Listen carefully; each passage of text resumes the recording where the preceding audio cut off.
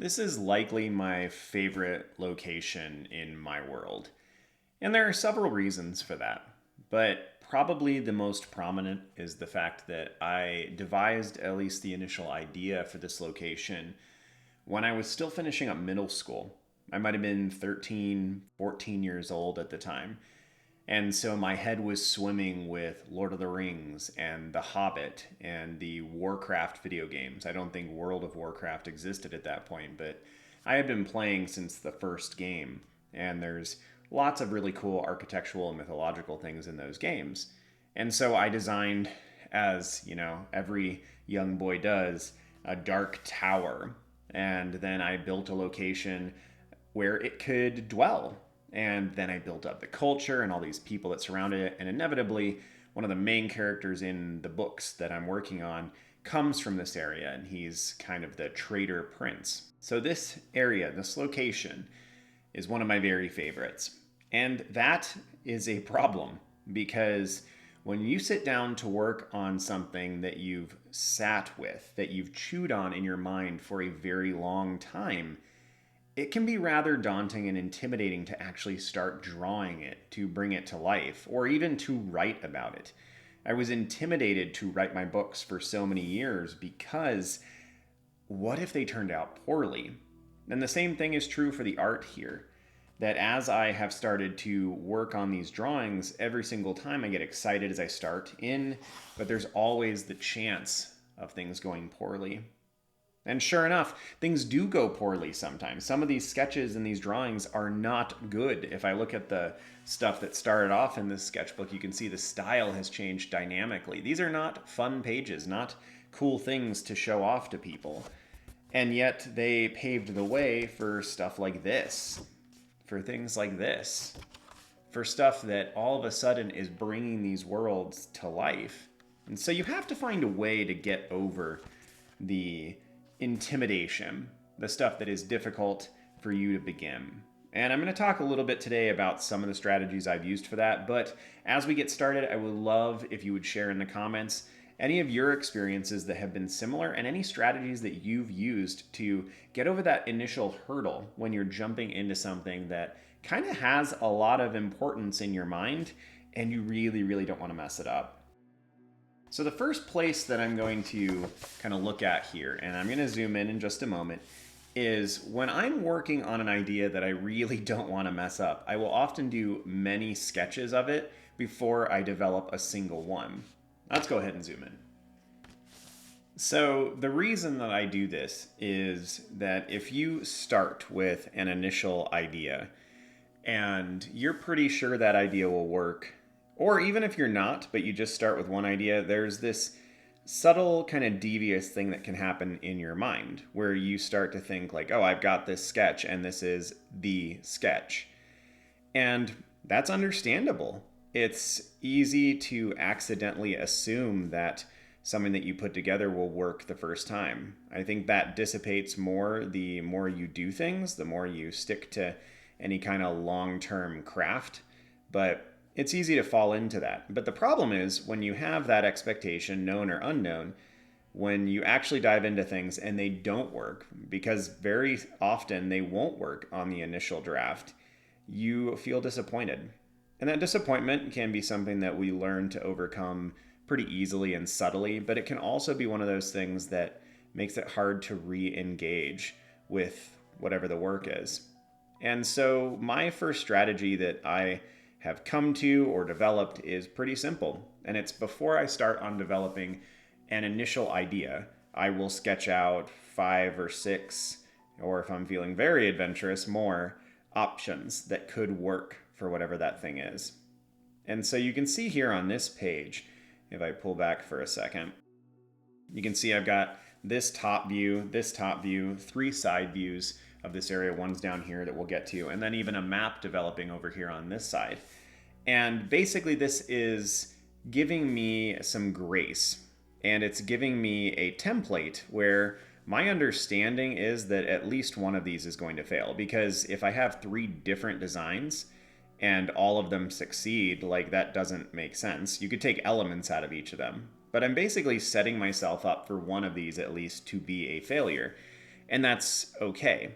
That paves the way for everything else to work out in a better fashion. And I'm not really like planning on failing.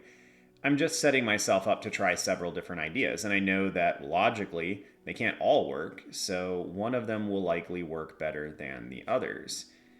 And this is something that just makes my life easier when it comes to these kind of pieces. So this is thinking about this city from the top view and like how the castle walls might be built. And this is kind of an early iteration of the idea. And obviously, building a square on flat ground for walls makes some sense. You can kind of see that here a little bit. But the reality is, this ground is not going to be flat, so that might not work. So the second idea I had here, and the stone here at the back is this giant spire that's rising up beyond the city, which I think is really cool. It's actually, I realized recently that I've got two things like this happening in my story. So this stone I might actually make more vertical when I take another look at it. Perhaps more something like this, where the land is kind of sloughing off of it, and then the stone kind of comes up as this peak that leans a little bit perhaps, but not maybe as extremely as it was. And then you could have the big old tower over here and go down into the city and whatnot. Also, like quick sketches like that, good strategy, because your brain doesn't have enough time to process the fact that maybe it should anticipate it working or not working. So anything you can do to trick your brain and to allow you to draw more drawings with fewer expectations, the better things are going to go. So jumping over here, I was thinking about this more from a graphic design idea. A lot of the armor and weapons and iconography for this region are hexagonal or octagonal in design, and I thought that that might be kind of fun to build into the structure. What's probably going to be the result of all of this is that you're going to end up with that being the intent, and then when the rubber actually hits the road, when they have to actually start building things, they stick to that as closely as they can, but the geography of the area is going to dictate certain things. And so that's probably going to mean that things can't be quite as perfectly designed as you would want. And I'm sure you guys and myself, like I've seen this in video games that don't think through things very well, where you roll up and it's like that castle is just perfectly built in exactly the right location and everything works out and it's fine, and it just doesn't really feel authentic in some way. I've also, over the years of working on this stuff, realized that the walls to cities are not usually as simple as I thought they were when I was young. You think of like this big old fortress and it's like, I am a giant fortress and I have walls and gates and everything inside is awesome, and here's the keep with its pointy roof and you can't do anything to me. But the reality is you usually have all these tiers of things. If you think about Minas Tirith, for example, in Lord of the Rings, like it's a walled city, but then it's got at least one other set of walls out in the Pelennor Fields, and that kind of continues on for a while as well. And it's not even the capital city. Osgiliath was the capital city way back in the day. So, but getting back to this, the idea of jumping into something that is a little bit intimidating is often helped by just giving yourself several different sketches to work on right at the beginning. I'm actually going to do one in real time here, because a lot of times I'll do the prep sketches before I dive into this stuff, and that's just to save time and make sure I have some idea of what I'm doing and I don't spend a lot of time just like staring at the blank page. But if we think about this rock again, this one's going to be a little bit smaller, and we've got the citadel kind of built up here against the edge. We could think about this in terms of the ages of things. Like, what if initially they built a really small keep and then there was kind of an encircling area for livestock and whatnot, and then later on that was fortified, and then another king at some point built another round of big walls and had the exit be on a separate side. But then you get another guy who kind of comes in and goes, yeah, but like we want to have pasture lands and whatnot inside. So if we ever are assaulted, we've got, the rice paddies and areas for the goats and the sheep and whatnot that can be kept in there. And so you can think about this from a lot of different angles. I find that often I will start with the initial design because it's fun, because it's exciting and interesting, and then start thinking about kind of the logic of why a thing would be built the way it is. But history is a really important element here because if you're working on a location, it probably hasn't existed for just a tiny bit of time. It's probably existed for a while, and things change and shift over time. That kind of world building can take a long time to do. And I've heard some stuff recently. I've watched some other content on this platform about world building, and there's a pretty dominant idea about world building that I understand where it's coming from, but I don't like it and I don't necessarily agree. And essentially what it is that your world building should be only as deep as it needs to be for the story that you're telling. And the concept is like when you're writing your book or have your campaign or whatever it might be, don't include any extraneous details that don't have anything specific to do with the story that's being told. And I obviously don't like this because the more you delve into all of this, the idea is essentially that what Tolkien did is the best way to do it, but because we don't have that kind of time, you have to give the illusion that your world is deeper than it is. I've heard about the iceberg where like you just talk about the top portion of material that's visible and it's implying all this other stuff below. But I've also heard recently about the idea of a hollow iceberg. The idea that you imply all this stuff that's happening below, but really there's nothing happening below. You've given just enough for the world to feel deep and interesting. And I understand this idea because there is a lot of work that has to go into building a fully functional, fully realized world. And if your goal primarily is to tell your story and the world building is mostly just an obstacle, something you have to get through on the way to telling your story, then I totally get it. But I would say that the idea, the concept that that is the optimal way to go is just not true. I think that the reality is the way Tolkien did it is the best way to do it. By starting with maybe not building languages, but building out histories and functional societies and cultures and a massive past behind everything. And then from there, starting to tell the story. Because all of a sudden then, when you reference things, when your characters approach an area, there are going to be all these layers of history that just exist. You don't have to fabricate them in the moment. They are actual things that exist. You can go into your notes or into your mind or into some prior documents and you can find all those things and you can mention them. You can talk about them. And I think that's just the best way to do it. But the reality is that takes a tremendous amount of time. If you were going to do the same thing that Tolkien did, you might spend, 5 to 10 years. If we're going to do like a really reduced version of what he did, you might take 5 to 10 years to develop all this history and all these crazy, fantastic, cool places before you ever really start telling your story. And I understand why that concept is intimidating to people. But I have a hard time thinking that that's not just the best way to do it. Like if you had infinite time, if you were an elf and you lived forever, it seems to me like that would just be the best way to do it. You build the whole world, flesh it out entirely, and then you start telling your story in it. Now, the reality is we can't all do that. But I think that if you start from a point where obviously the best world building is going to be a fully fleshed out world, then you can work from that in some aspect. And maybe you disagree. I'd love to hear. And this is not really a matter of if you like Tolkien or not. It's just the idea that the way he did it, if you had infinite time, seems to be the best way to do it. But I'd love to hear what your thoughts are. I have to logically start from there. And even if I'm wrong, I find that I have an easier time starting from a point and then being able to work outward from it. And so if I'm going to start from that idea, the concept that that would be the best way to do it, then I have to look at, given practicality, The fact that I am not the expert he was, that I haven't been to war, that I am not a language professor, and I'm probably not going to take the next couple years and learn several languages so that I can have a better understanding of how this might work. What is the best that I can do?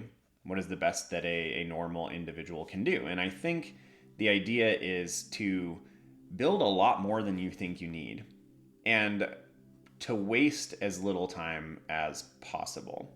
Because if your time is finite, and of course for all of us it is, you don't want to waste a ton of time. And so I think what this means is probably sitting down and spending a considerable amount of time figuring out what kind of story you want to tell. What are the locations in your story? Figuring out some of those things. Maybe even writing a rough draft of your novel or your game or your book or whatever it might be. And then from that, you've kind of got your marching orders. You've got the first batch of information that needs to be conveyed. And then from there, you can start world building those elements. And that will save you from having to do everything from the get-go. So for example, for me, I drew my initial map when I was a little kid. And then when I started to try to work on this story, I knew about like 5 or 6 countries that I was going to have to work on. And I could start world building just for those places. So I started doing sketches for this dark tower and thinking about how they lived. And inevitably that goes into some of the more fun elements for me, which is, what do they eat? What do they grow? What's the agriculture like there? And those elements are not wasted time because they're all put into that specific thing that I know I'm going to be spending time there. Now, there is going to be wasted time here and there because you are probably going to, and maybe inevitably, going to develop things that are not going to make it into the final product. And I think that's okay. I think it's just about trying to make sure you waste as little time as possible. This is perhaps a little bit funny in lieu of, or in light of the book that I'm working on right now, like this literal sketchbook. This sketchbook has so much material that will never ever make it into a novel, that if I made a video game, portions of it might make it in. Video games have intense world building, by the way. If you thought books have crazy world building, like games are nuts because it's actually, player interaction with things. And so it's a very different thing. But there's a ton of world building in this book right here that will never make it into any media. Even if these books end up published, I will never have the ability to put all that content anywhere. And that's totally fine. It kind of informs things. And the more that I continue to absorb and consume other fantasy media and world building media, the more I understand that you have to have some mysterious elements. Otherwise, things just stop being very interesting. I've started now actually to take notes as I go through the Lord of the Rings for like the 7th time of some of the things that Tolkien left in specifically because they are mysterious. Things like Tom Bombadil, the Watcher in the Water, where the Balrog has been all this time. It's literally been under Caradhras and Khazad-dûm that whole time. And then Caradhras itself, that Redhorn Gate, the mountain seems to be attacking the party. Like there's all these elements throughout the stories that are unexplained, and Tolkien was asked questions about lots of these, and very many of them he was just like, yeah, I don't know, or like, I'm not going to tell you, or it's not important, or it's important for mythologies to have unexplained things. Like he was kind of a genius when it came to all that stuff, even if you don't like his work that much, which again, like I don't get, but totally fine. Like we all have different tastes. For some people it's just a little bit boring, and that's fine. I think you're wrong. And I would urge you to reconsider. I didn't read all the songs and stories and poetry and stuff the first couple times I did The Lord of the Rings. I was like, nah, this is boring. But now as an adult who could very happily sit in a forest and just listen to the birds for most of a day, that stuff is a lot more beneficial to me now. And I'm able to actually imbibe of it and take it in. And I think that's the big thing with Lord of the Rings. It's multifaceted, multi-tiered. I think it's good for you when you're younger, and it's different, but still good when you're older. But let's see if I can get back to whatever my train of thought was. Yes. So you want to make sure you don't waste a ton of time when you're world building. And I think that you want to go as deep as you can given the time you have without messing with your progress on other things. And so for me, for many, many years, the vast majority of my time working in my worlds was brainstorming different concepts and ideas and not actually writing. And it was to my detriment.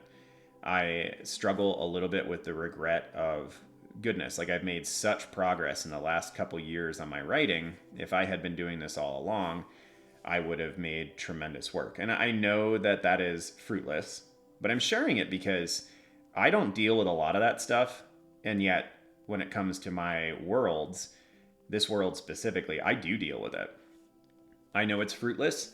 I know that if I really, think about it, I am not the person that I would have been. I am a father now. When I started this, I was not married. I didn't have any college degrees. I hadn't had a career. I didn't have a kid. Like, I was a different person. And that doesn't mean that the work would have been worse in every case, but for me it does, because I was immature. And I've matured a lot over the years. A lot of, difficult things have happened in life, and that has given me a wider breadth of knowledge, and that's able to come out in my world. It's able to come out in my storytelling. And so here I am. But for many, many years, I was caught up in, I need to have all the world building stuff handled before I start the other stuff. And that's just not true. I would start both in tandem. If I had to do it again, if I had to advise you, I would start by figuring out like some of the basic stuff that has to be included in your world.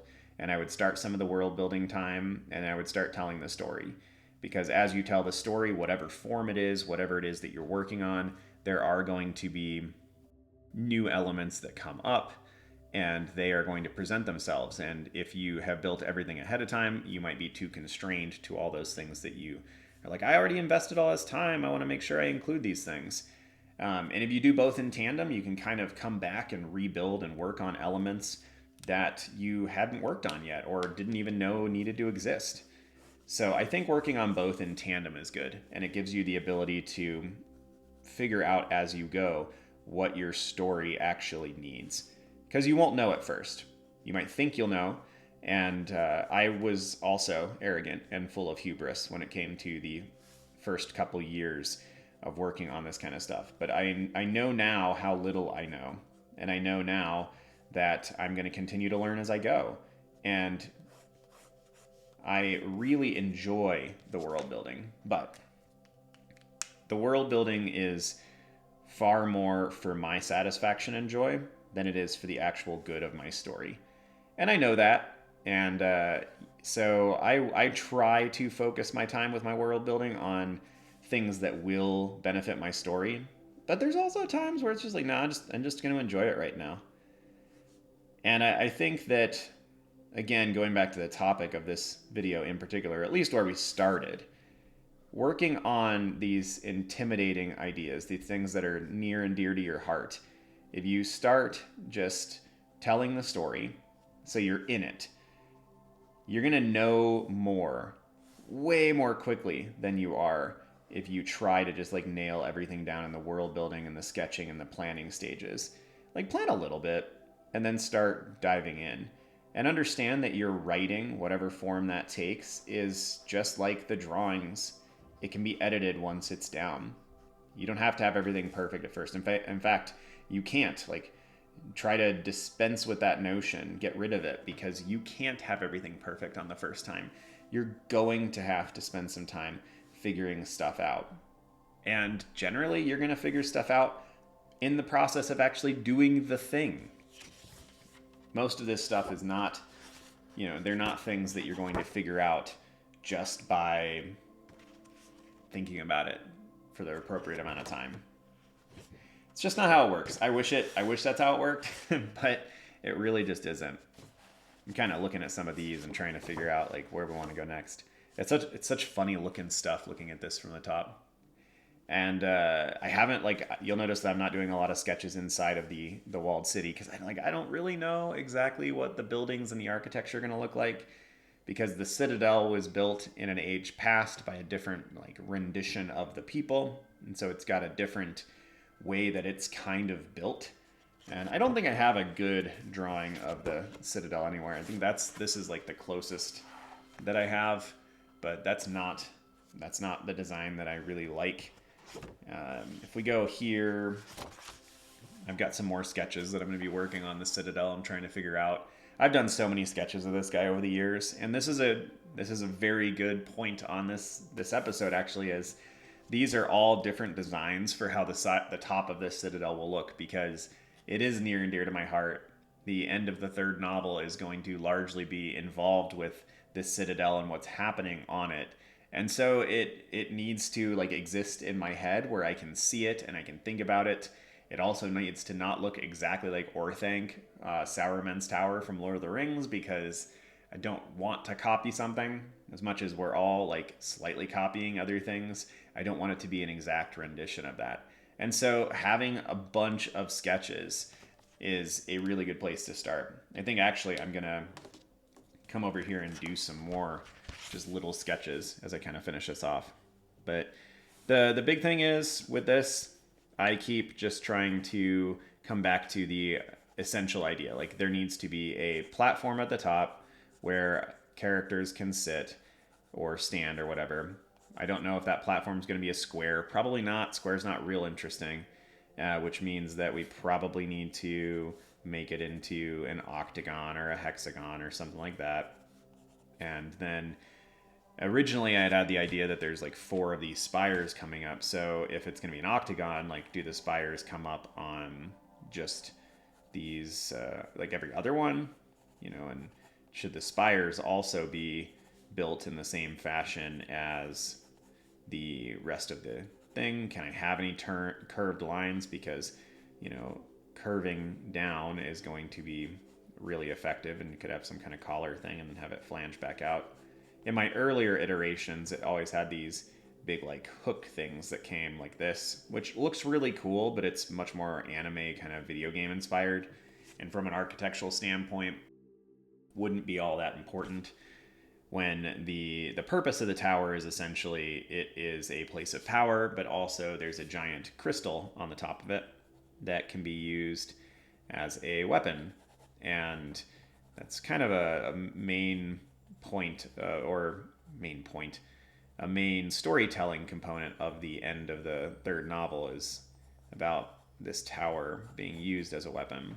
And so I basically just got to come to some conclusion about some of those things, because I like to use swoopy designs like this, but if I'm going to have the tower be octagonal, or hexagonal, would it work better to have it be partitioned, where instead of curves, they would just be different versions of geometric shapes? You get into a point really quickly here where it's like, am I overthinking this? Could I just use both? And that's probably what I will come down to, because at the end of the day, there are very few cultures in our world that are like, no, we will never use curves. And I've talked about this a little bit before, where, in a fantasy world, sometimes you will change things that would totally work in our own world and do them differently or make them more stringent, because it is fantasy. Like, it's not how a real world would necessarily come to exist. And it's okay to do things that are more extreme or different. And that's true, but every time you do that, I think it makes it harder for anybody who's imbibing of that world to feel as if it's true in a real sense. And you want that. You want to suspend disbelief as much as is possible, and probably for as long as possible. So probably gonna go with curves, but I'm not sure exactly how that will work.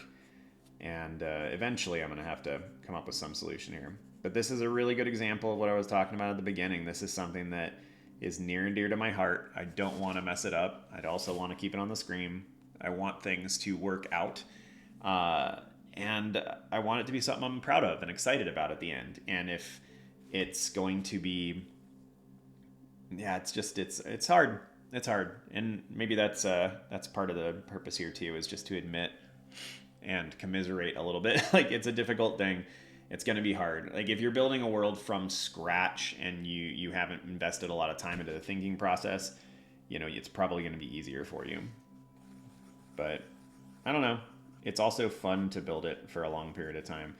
And I don't really want to encourage you to not be involved in that. Like it's a fun thing. I've had a lot of fun over the years doing the world building stuff, and I really wouldn't want to sacrifice that just because it's not like the wisest way to spend my time.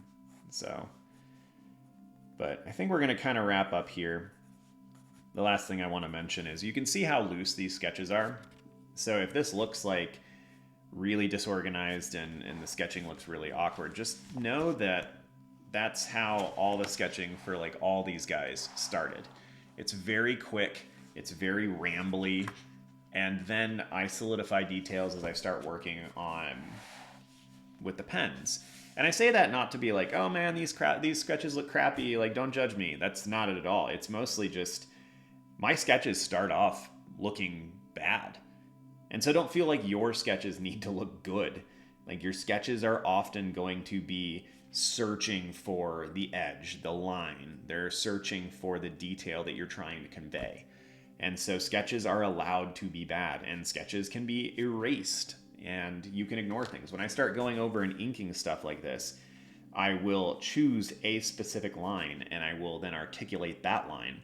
So don't fret. Your sketches are allowed to be messy and gross. It's totally fine. All right, well, thanks for being here. I hope this was beneficial to you in some way.